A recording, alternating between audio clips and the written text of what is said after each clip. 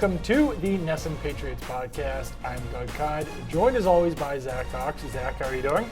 Doing well, Doug. As we'll get into in just a minute, the Patriots decided to cancel their final 2 days of OTAs, which means their summer vacation gets bumped up a little bit, and ours does as well. So I'm pretty excited about that. Yeah, absolutely. So what we wound up watching was one session of OTAs. That's when Tom Brady wasn't around. The Patriots held 5 altogether, but only one was open to the media. And then we watched 3 minicamp sessions. Those were the 3 practices that Tom Brady was here for.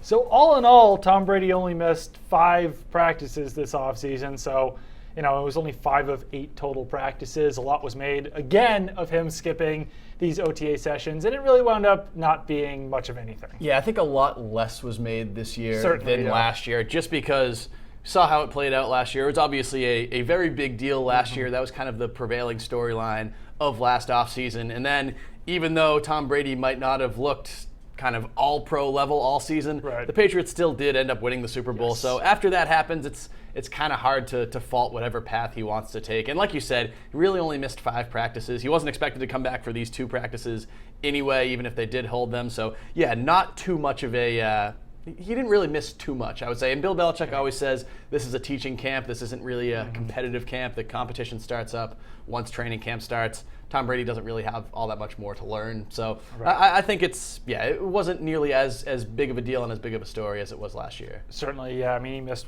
10 hours with his teammates. It really isn't that much when you're actually talking about the practice sessions themselves. But let's talk about what we did observe during those spring practices over the last month or so. And let's just go position by position and kick it off with quarterbacks. I think that the biggest thing was that Danny Etling wasn't totally viewed as a quarterback, it seemed like, during minicamp, or not strictly as a quarterback. He was still wearing the red non-contact jersey. He was still, taking some reps, but I don't think he really took any competitive reps during minicamp, or if he did, they were very limited. And it was really Tom Brady, Brian Hoyer, and Jarrett Stidham taking the majority of quarterback reps. And something that no one's really mentioned that much is that Stidham actually did take some number 2 QB reps. That's what I was just going to mention. The final 2 days of minicamp, in those final sessions, it was like the last session of 11 on 11s. In each of those last 2 days, you saw Brady going, and then you saw Jarrett Stidham going in there over Brian Hoyer. They still ended up getting basically the same number of reps all told, but it was interesting that he kind of vaulted in there a little bit right there at the end. Yeah, you kind of saw them share the number 2 role rather than one of them clearly being defined as number 3. I still think that Stidham will need a decent amount of work to beat out Brian Hoyer for a roster spot, but I actually thought that he looked decent during these sessions. There was no disaster. Just like every rookie quarterback that we really ever see come through the system,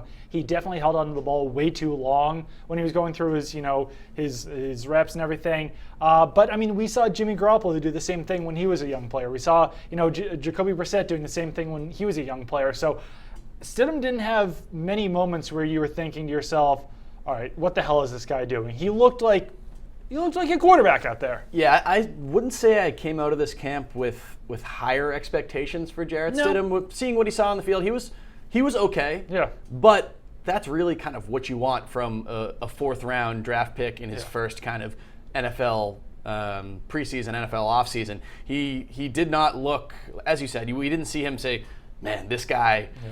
This is going to be a bit of a struggle. This guy needs a lot of work. Obviously, he does need some work, and he's not ready to kind of slide right in there and even be the top backup at this point, I would say. Maybe that will change over the course of training camp. But, yeah, overall, I think this was a solid camp for Jarrett Stidham and one that kind of shows that he looks like he's trending in the right direction at least. For sure. And Tom Brady, I think for the most part, looked like himself during these sessions.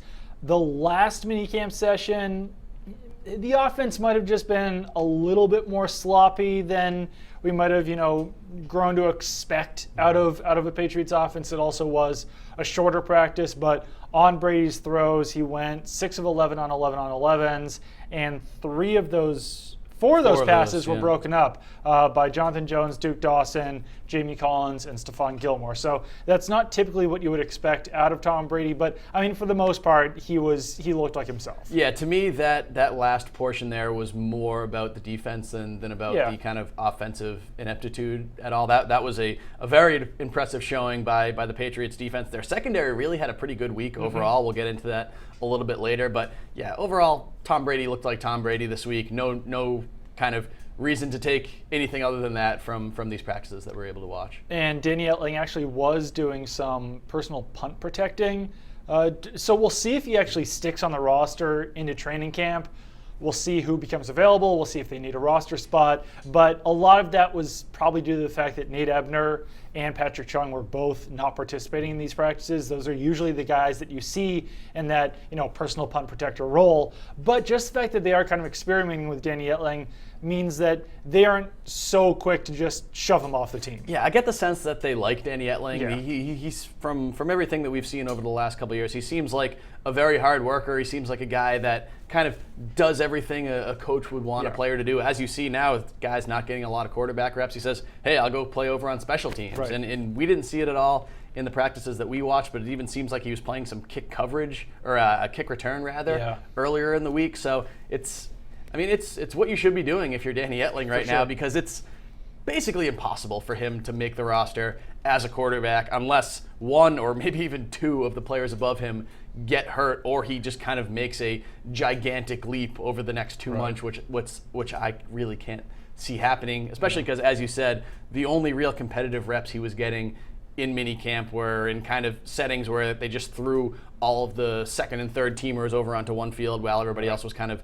dialing into some higher level stuff. So he's definitely the clear number 4 on the depth chart right now. Very interested to see how long he sticks on the roster, whether the Patriots do bring him into training camp. But that's going to be one of the things we'll be watching over the next couple months. At running back, there's not so much to glean out of running backs in these spring sessions.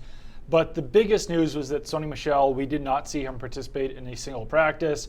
We also didn't see undrafted rookie Nick Brossette participate in a single practice, so that did mean a lot of work for the remaining running backs on the roster. Rookie Damian Harris, Brandon Bolden got a decent chunk of carries, Rex Burkhead got a lot of reps in the passing game, and then James White obviously was involved as well. So I don't know. I mean, I don't really know what to make of Sony Michel right now, because no matter how you look at this, it's probably not a great sign that he wasn't participating in these spring practices. At the same time, you don't want to panic yet, because these practices ultimately don't really matter that much. Training camp matters, preseason matters, the games matter, but there's really 2 options here as to why Sony Michel was missing these practices. One of which, maybe he tweaked something, maybe there's some sort of minor injury going on. The other one would be maybe they're just managing his workload, and that's what they did with Malcolm Mitchell during his tenure with the Patriots. And that didn't wind up going so well. Malcolm Mitchell basically only played 1 season with the Patriots, and all of that managing the workload on those knees didn't do anything. So maybe they're just giving it another shot with Sony Michel. Maybe it's something minor. Maybe it has nothing to do with his knees. But all in all, you want to see guys out there on the field, and Sony Michel, who should be one of their most important offensive players this season, wasn't out there. Yeah, and all in all, anytime you're compared to Malcolm Mitchell from an injury standpoint, is probably not the best thing for you. And as you said, we don't know exactly what's going on with Michel right now. He did participate in the Patriots' first OTA session a couple of weeks back. We know that from the video that the team released from the practice. We don't know the level of participation. We don't know the level of participation. We don't know if the Patriots just kind of didn't want to put him out in practices in front of the media, maybe for whatever reason, just to kind of decrease the scrutiny, even though it sort of increased the scrutiny. Or he could have, like you said, maybe tweak something in that practice, and then they're sitting him down. It's also worth noting that Patrick Chung did participate in that practice, didn't participate in the other one, so maybe they're on kind of the same the same plan for those 2 players. But with Sony Michel being out, it did give us a good look at Damian Harris, who probably got a lot more work than he would have if Michel was was kind of participating in these sessions. And I liked what I saw from Damian Harris overall. I think he's a guy, even before this camp, kind of coming out of the draft, I thought he was a guy that had a pretty good chance to contribute as a rookie, either on special teams or on offense. They used him a lot in the passing game. I think he definitely seems to be a little bit more well-rounded than Michel was at this point last year. Maybe not quite as maybe his ceiling isn't quite as high. And again, like you said, it's kind of hard to judge running backs in this sort of setting, especially as ball carriers. But overall, I think he's a guy that I'm going to be interested in seeing once the pads come on in training camp. And I think that if Michel did miss any time during the regular season, maybe Rex Burkhead becomes that number one back, but given the injury history that they have there with him, maybe he's still best served as that kind of do everything back, and then maybe Damian Harris jumps over Burkhead on the depth chart. I think that if Michel does miss any time, Harris would probably benefit most from it. That seemed to be kind of the setup that they were going with this week. Obviously, it's very early. The kind of position battles haven't even really fully begun yet, but it seemed like Brandon Bolden and Damian Harris were kind of switching off as that sort of top running back role, and then you saw James White and Rex Burkhead rotate in as kind of more chess piece players. They both split out wide at times. They were used kind of pretty equally in the passing game and the running game. So yeah, that's going to be interesting to see how this shakes out. And for Sony Michel, you can't really panic yet. If he's not on the field in training camp, if he misses another training camp, then I think you can start kind of drawing some bigger conclusions from this. But I guess, yeah, that's something we're going to have to wait and see on. Let's move on to wide receivers. There's a lot to talk about here. We didn't see Demaryius Thomas at all as he recovers from the torn Achilles, which is to be expected.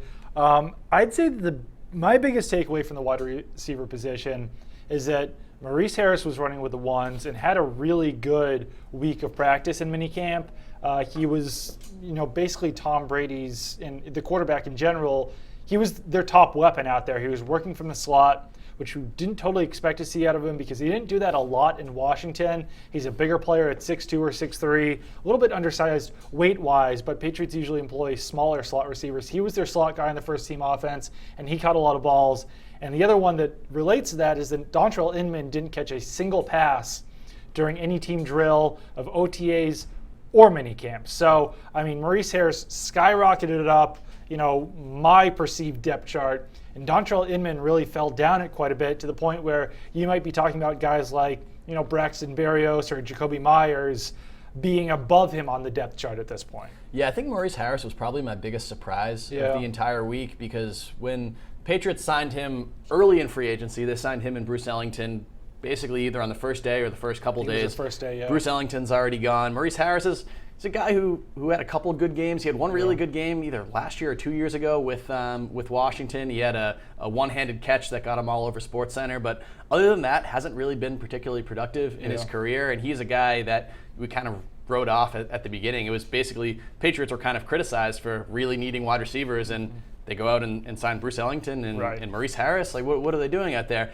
But seeing him on the field this week, I was really impressed with one, his play, and two, how kind of, as you said, involved he was in the offense. He was their first team slot receiver by the end of the week when they went with three wide receivers. It was him in the slot and then Julian Edelman and Philip Dorsett on the outside. So we'll see how it looks when the pads come on. He is, as you mentioned, a slimmer player. I don't know how physical he is, especially because the Patriots do have some pretty physical defensive backs. I'll be interested to see how they match up once the kind of competition really ratchets up. But yeah, definitely biggest surprise and my biggest disappointment, Dontrell Inman. As you said, we didn't see him catch a single pass. No. This is a guy that was a pretty good player for the Indianapolis Colts last year. He went unsigned until I believe mid-October, but after that he ended up being their number 2 or 3 receiver by the end of the year, and a guy that we all kind of had reasonably high hopes for coming in to New England as a guy that, this seems like a classic Patriots signing that he can come in and kind of elevate his game even more once he joins in.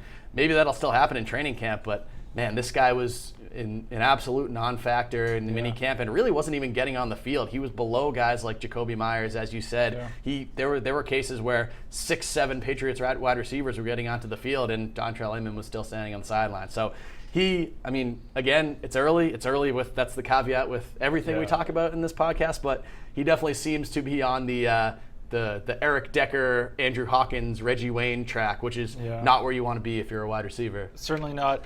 Braxton Berrios had a solid first day of minicamp. Was okay after that. I think that the first day was really, his shining moment out there, but I think that he has a chance to make the roster. Jacoby Myers, who we mentioned a couple times, he was pretty much solid throughout the practice sessions that we saw. So got some side work with Tom Brady on Thursday. Day 3. Yeah. So that was obviously a good sign for him. Ryan Davis had some drops, but he looks quick out there. N'Keal Harry had a really good OTA session from what we saw, but he really didn't do that much over minicamp. And like we were saying earlier, the top offensive or the top receivers in the first team offense were Philip Dorsett, Julian Edelman, and Maurice Harris. N'Keal Harry was not that involved in that. He usually came in with that second group. Right. So I don't know. I mean, I think it's going to be a work in progress for N'Keal Harry. I saw him, I think he only dropped one pass, but there were a couple times where I saw him kind of double clutch the ball a little bit out there, which, I mean, you see that from time to time, and he's a first-round pick. He's a rookie. He's going to have some growing pains. I think that he just wasn't quite as good as we might have expected him to be after that first OTA session. No, I would agree with that. He had a bit of a tough week. I still think that it's kind of encouraging for him the way the Patriots have been using him, kind of splitting him off with Tom Brady. In each of the minicamp practices that we were able to watch, he spent at least kind of 20, 25 minutes working on the side with Tom Brady. At first it was with James White and Ben Watson, and then on the final day, Brady and Josh McDaniels pulled N'Keal Harry and Jacoby Myers over. Looked like they were going. Hoyer was involved. Hoyer was involved as well. I don't even know if he was really throwing all that many passes. I think he was just kind of in a advisory role there. But yeah, they were working on some kind of route intricacies. It seems like they're sort of trying to fine tune his route running ability a little bit. And we should mention that the first 2 days, at least, N'Keal Harry was going up against Stephon Gilmore on the majority of his kind of 11-on-11s reps. Stephon Gilmore basically wiped him off the board. I believe he had one catch that might have been a touchdown, one kind of bobbling catch in the back of the end zone that we couldn't really get a good sense of from our angle. Offense and defense kind of disagreed on what happened. Some reporters came out of it thinking that it was the kind of the touchdown, the play of the day. Other reporters didn't think he was able to bring it down. But then on the final day, he didn't see any of Gilmore, and he still didn't have a single catch, I don't believe, in 11-on-11 drills. So no need to take any kind of big conclusions away from this week. I think it sort of shows the spectrum of what you can expect from a rookie high pick like this. He did have the really good day in OTAs, and even in those kind of less productive days, he still showed a little some kind of flashes of what you would expect from him. But overall, this wasn't a guy who came in here and sort of blew everybody's doors off in the first week. Moving on to tight ends. The Patriots cut Austin Seferian-Jenkins after the first day of minicamp, so that leaves Steven Anderson, Andrew Beck, Ryan Izzo, Matt LaCosse, and Benjamin Watson. Watson is suspended for the first 4 games of the season, so this tight end group is very shallow right now. Lean. Beck was working a lot with fullbacks too. Steven Anderson is 6'3" or 6'2", 240, 230, 240, something like that. So he's kind of a bigger wide receiver, really, more than he is a big blocking tight end.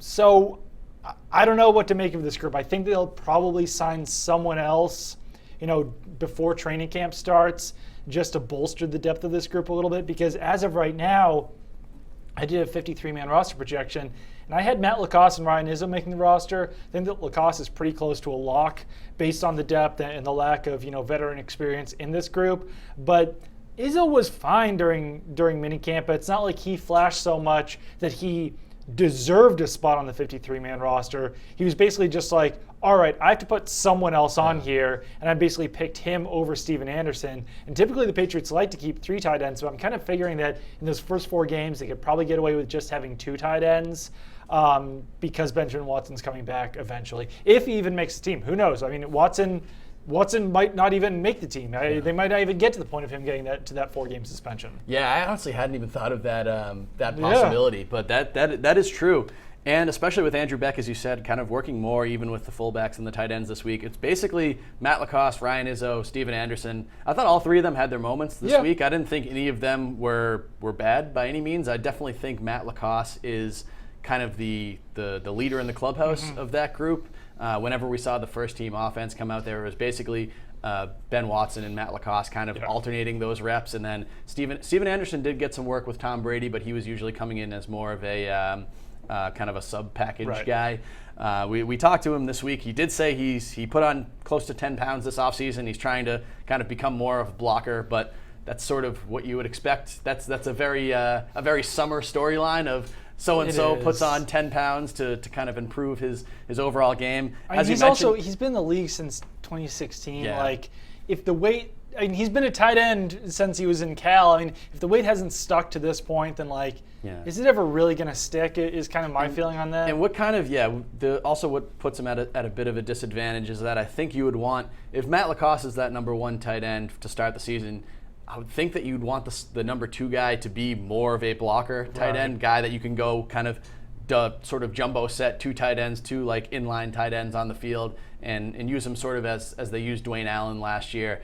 I don't think that Steven Anderson, even if he does improve as a blocker, I think he would admit that that's not his forte right there. He's more of a pass catcher than an inline blocker. So I could see a scenario where all 3 of them make the team to start the season. I could see a scenario where Izzo gets cut. I could see a scenario where Steven Anderson gets cut. Like you said, Lacoste, unless he kind of really falls off in training camp, he seems pretty safe right now. But this is a position where we're going to get into it later, but they're probably going to add somebody just because it's dangerous to go into a season with this much unproven tight end depth, especially because talking to Tom Brady last week, we were kind of asking him about Rob Gronkowski moving on and about kind of how this position group is so different now.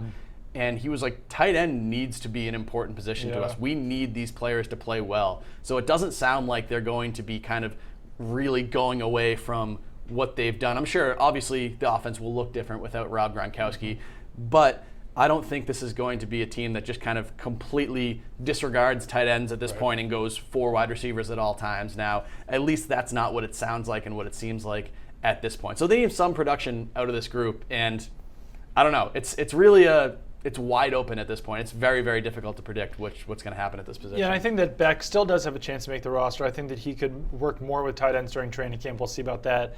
Top names available at tight end are guys like Ryan Griffin, who was formerly of the Houston Texans. He got released recently. Local I think guy. He would be the top option, from New Hampshire. Londonderry. And he went to UConn. Some other guys out there. Human, former Patriots tight end. You've got A.J. Derby, another former Patriots tight end. Matt Langle, another former Patriots tight end. Getting the band back together. Deion Sims is a free agent. Like, it's not.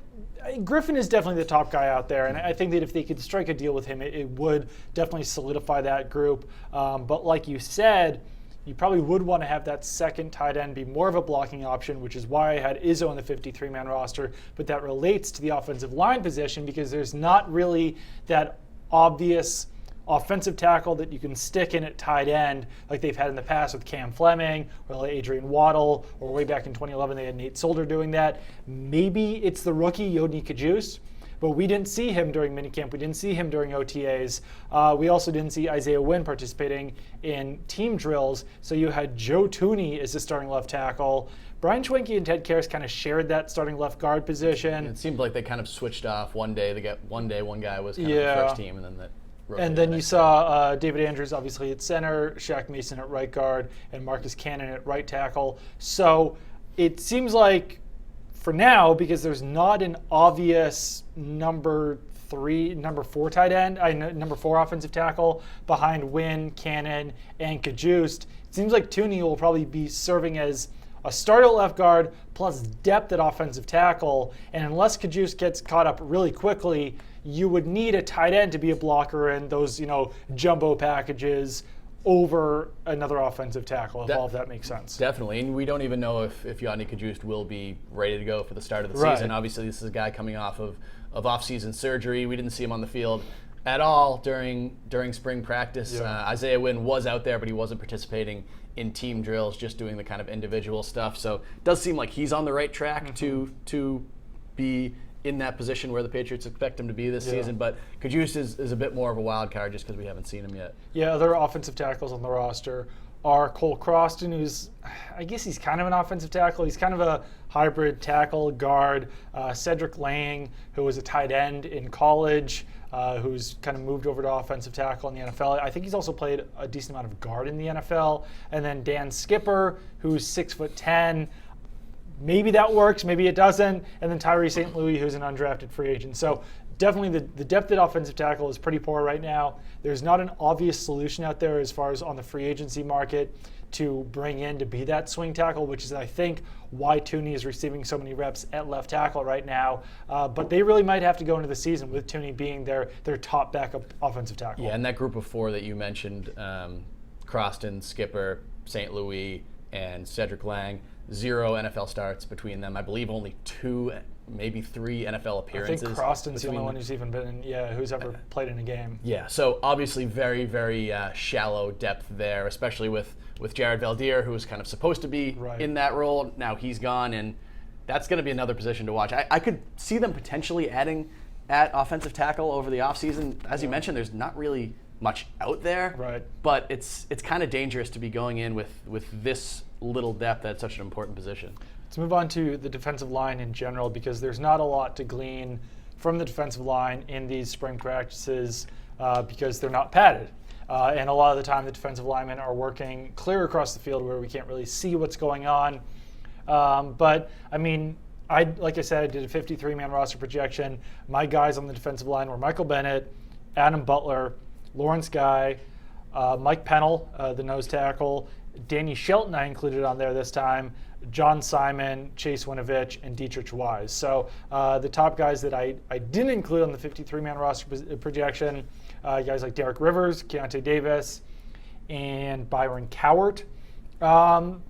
It's tough to say what's going to happen here, though. I basically just chose the obvious 8, or I guess the most obvious 8 who would make the roster. But those guys that I just mentioned, and even guys like Ufama Kamalu, David Perry, could make the roster with solid training camps or preseasons. So we just don't totally know what's going on at this position right now. Yeah, you could wind up with a guy like David Perry or Byron Cowart making it over someone like Danny Shelton, who obviously wasn't.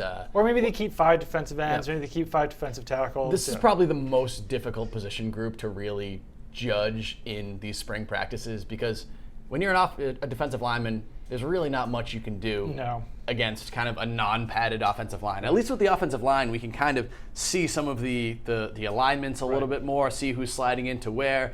The defense, the D-line changes so much. There's so much rotation, and it's really hard to kind of glean much from this. There's no player in there that looked outwardly bad or outwardly good this week. So that's definitely something we're going to have to revisit once training camp starts. At linebacker, Kyle Van Noy was limited for some of the sessions, which really thrust Jamie Collins into more of a starting role. Collins was definitely the biggest standout at this position over a guy like Juwan Bentley, who he had an interception, but it was off of a batted ball. Who batted that? Kyle Van Noy or something? I believe it was Van Noy. Yeah, I don't know. He had an interception, but Jamie Collins definitely flashed more. And I mean, if I told you right now that I saw anything out of Terez Hall, Calvin Munson, or Christian Sam, I would be 100% lying to you.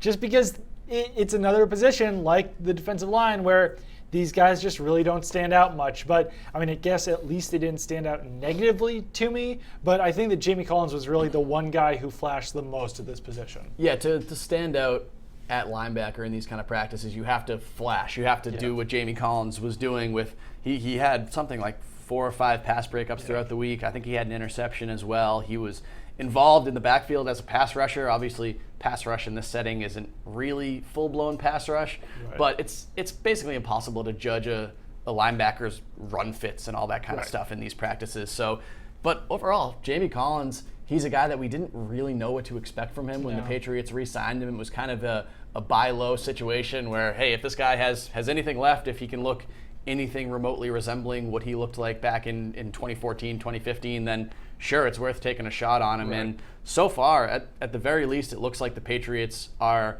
interested in him having a significant role. Whether that's a starting role or not, we'll see over the coming months. As you mentioned, Kyle Van Noy wasn't in there the entire time this week. He did end up playing a pretty significant number of reps as the week went along. But yeah, I mean, Jamie Collins, he was a standout this week. He looked good. He looked active.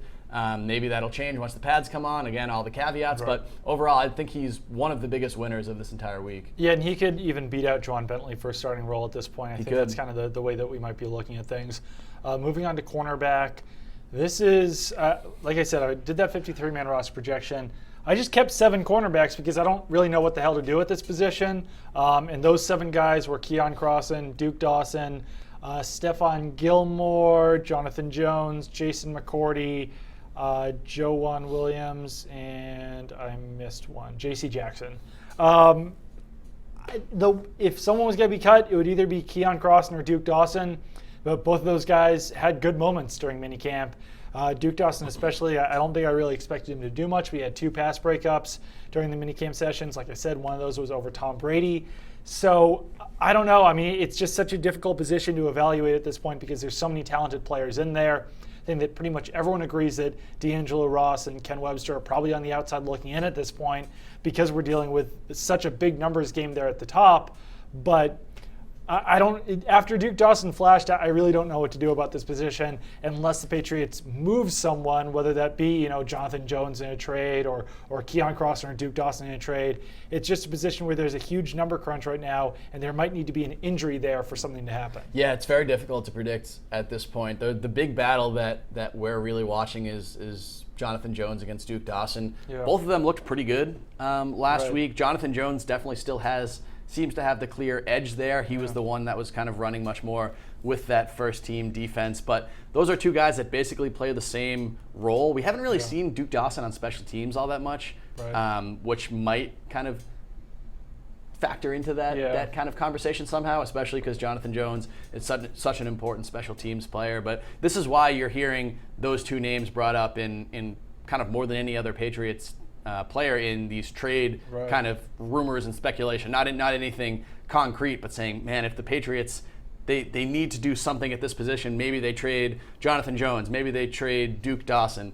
I mean, I honestly think this would be a lot easier for them if Duke Dawson wasn't a second-round pick last year. They would be a lot more kind of willing to move on from him, I think. But as you said, he looked pretty good last week, so you never know. It's really tough. I don't think they'll keep 7 cornerbacks on their final roster. They'll probably keep 6. But if you look at that list, you'd have to say 5 of them are mortal locks to make the team. I mean, Gilmore, Jackson, McCourty, Joanne Williams as the rookie second-round pick, and then who am I forgetting in there?